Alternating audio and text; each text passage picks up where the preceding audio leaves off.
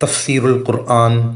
آج کا سبق سورۃ النساء آیت نمبر 174 اور 175۔ اعوذ باللہ من الشیطان الرجیم، بسم اللہ الرحمن الرحیم۔ یا ایہا الناس قد جاءکم برہان من ربکم وانزلنا الیکم نورا مبینا فأما الذین آمنوا باللہ واعتصموا بہ فسيدخلهم في رحمة منه وفضل ويهديهم إليه صراطا مستقيما۔ ترجمہ: اے لوگو، تمہارے پاس تمہارے پروردگار کی طرف سے کھلی دلیل آ چکی ہے، اور ہم نے تمہارے پاس ایک ایسی روشنی بھیج دی ہے جو راستے کی پوری وضاحت کرنے والی ہے۔ چنانچہ جو لوگ اللہ پر ایمان لائے ہیں اور انہوں نے اسی کا سہارا تھام لیا ہے، اللہ ان کو اپنے فضل اور رحمت میں داخل کرے گا اور انہیں اپنے پاس آنے کے لیے سیدھے راستے تک پہنچائے گا۔ ان آیات میں تمام انسانوں کو خطاب فرمایا، یا ایھا الناس قد جاءکم برہان من ربکم وانزلنا الیکم نورا مبینا۔ اے لوگو، بے شک آئی ہے تمہارے پاس دلیل تمہارے رب کی طرف سے، اور ہم نے اتارا ہے تمہاری طرف واضح نور۔ برہان دلیل کو کہتے ہیں۔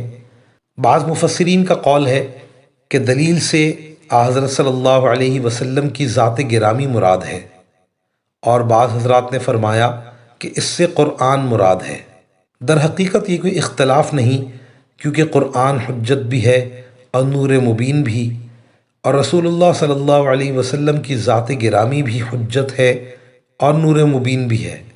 اللہ جل شانہ نے خاتم النبیین صلی اللہ علیہ وسلم کو معجزات کثیرہ کے ساتھ مبعوث فرمایا۔ آپ کی ذات گرامی ساری مخلوق کے لیے ہے، اللہ کی طرف سے ایک حجت ہے، اور آپ کے اوصاف اور کمالات، اخلاق اور صفات، اور آپ کی دعوت توحید اور دلائل توحید اس قدر واضح ہیں کہ کسی بھی شخص کے لیے جو اپنی عقل کو ذرا بھی استعمال کرے، ان سے منحرف ہونے اور کفر اختیار کرنے کا کوئی بھی جواز نہیں ہے۔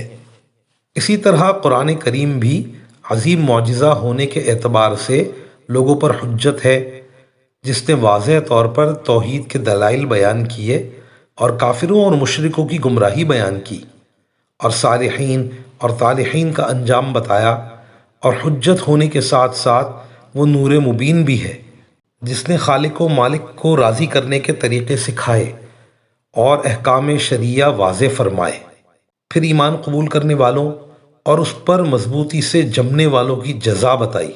فَأَمَّا الَّذِينَ آمَنُوا بِاللَّهِ وَاعْتَصَمُوا بِهِ فَسَيُدْخِلُهُمْ فِي رَحْمَةٍ مِّنْهُ وَفَضْلٍ وَيَهْدِيهِمْ إِلَيْهِ صِرَاطًا مُسْتَقِيمًا۔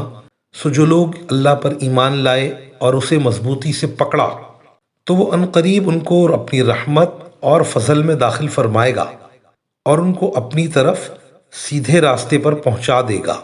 سیدھے راستے پر پہنچانے کا مطلب یہ ہے کہ دنیا میں اللہ تعالیٰ ان کو فرما برداری اور ایمان کے تقاضوں کے مطابق عمل کرنے کی توفیق عطا فرمائے گا، اور آخرت میں جنت میں پہنچا دے گا۔ وآخر دعوانا ان الحمد للہ رب العالمین۔